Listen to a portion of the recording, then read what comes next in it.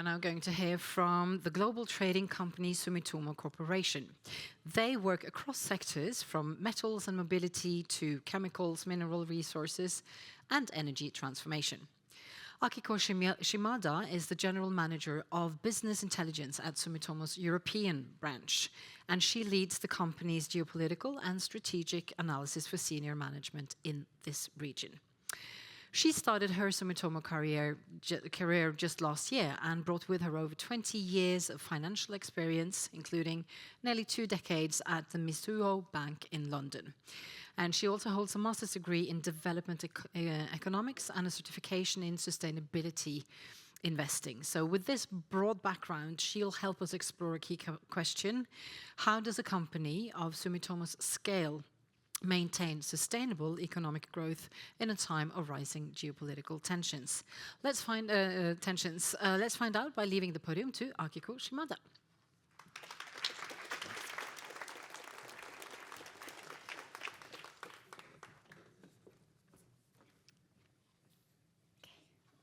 Hello, everyone. It's so nice to be here. It's my first time as well in Trondheim. It reminds me of my hometown, north part of in Japan, called Akita. It's very similar climate in winter. So today, I'd like to share a global corporate view of the energy transition and how companies like ours navigated through 3 lenses: security, sustainability, and growth. So Sumitomo Corporation's origins go back to 16th century in Japan, built in values like integrity, long-term views, and contribution to society.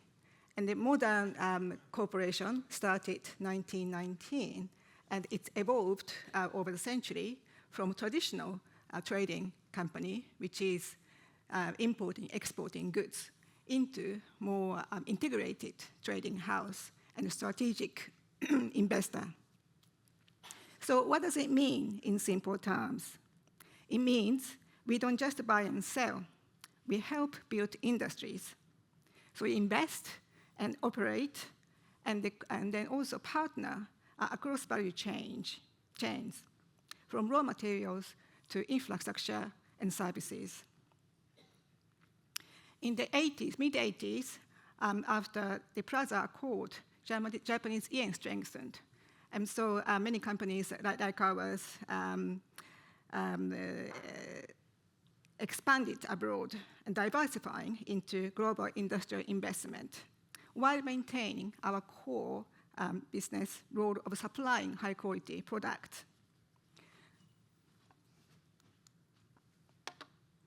Today, we have over 83,000 employees in 63 countries. In Europe, which has got headquarters in London, we operate in 22 countries, and in areas Ruth kindly introduced. Yes, so energy transformation and automotives, steels, and also lifestyle and so on. So why this matters for today's topic? So this global presence allows us to observe the approaches to net zero, various approaches to net zero, and also diverse policy and industrial landscapes shaping the transition. The energy transition is no longer driven by technology alone. Geopolitics plays an important role, so you can imagine the increased attention to my department. So we see this through, for instance, US policy shift and tariff changes. Sorry, next slide. And also EU's strategic effort to de-risk from China by reducing over-dependence in supply chain, such as batteries and solar. So these issues affect everything, from the price of materials, as we heard, to the flow of investment. So how do companies like ours respond? So by focusing on those approaches listed in here. So one practical example I can share today is Europe's offshore wind sector, which is essential to Europe's net zero target and also energy security. But the recent geopolitical events created disruptions, such as rising cost and then logistical delays if you are importing from outside Europe.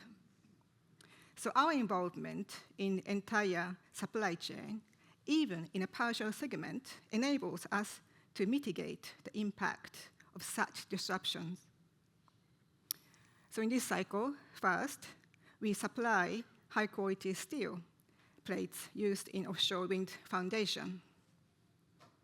And we support Europe's manufacturing by partially investing in Germany's EEW Group, a leading global supplier of the offshore wind turbine. Third, we support construction and then operations activities through a strategic partnership with Norway-based IWS fleet. The picture shown here, it doesn't show the magnitude of how big the actual fleet is, but it's actually huge, as you can imagine. It has got nice also accommodation for crews and the engineers as well. And finally, we participate directly in offshore wind projects in Belgium, UK, and France, helping deliver clean energy to European consumers and businesses. This integration supports resilient, renewable systems in Europe.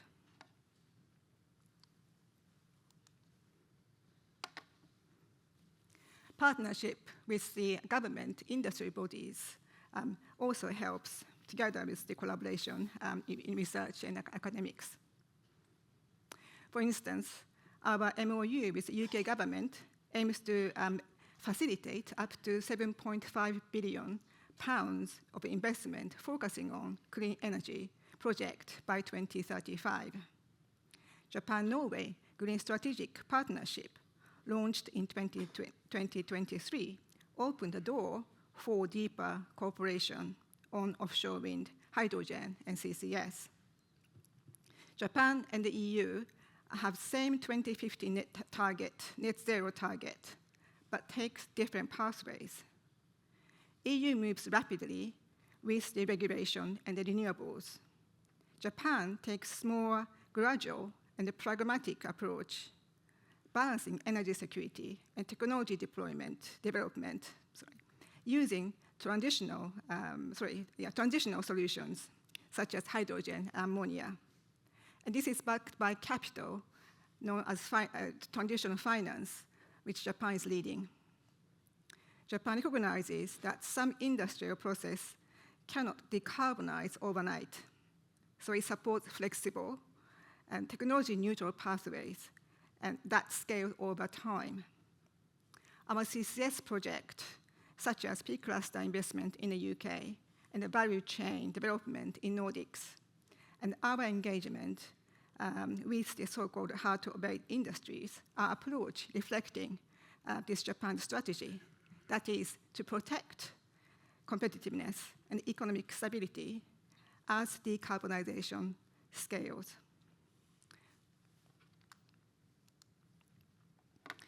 So in summary, our commitment to energy transition stems from Sumitomo's spirit mentioned earlier. Our corporate message, enriching lives and the world, expresses our determination to create safer and cleaner and a more prosperous future through collaboration. Thank you.